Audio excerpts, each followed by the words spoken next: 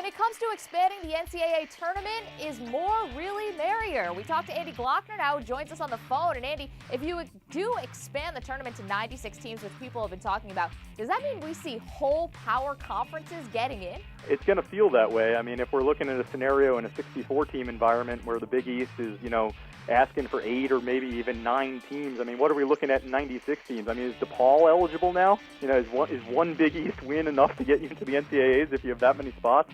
It seems to me that, we have more than enough now, and if you look at this year's bubble, as soft as it is, I'm not sure that you want to find 32 more teams to get in, but I would imagine money will have its say in that equation as well. Yeah, you got to think this is obviously motivated in part by money. You see a lot of coaches, though, are also in favor for this. Why?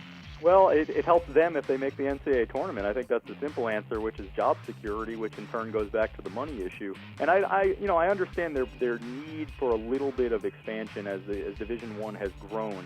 But I think there certainly should be some room for compromise that would be much closer to 64 or 65 teams than it would be to 96.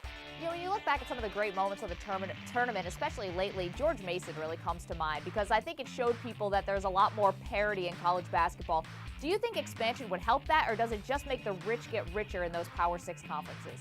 Well, George Mason would then have to start off playing like a 22 seed in the first round, just to get into the main draw. From a competitive standpoint, I don't see any real reason to have to do this.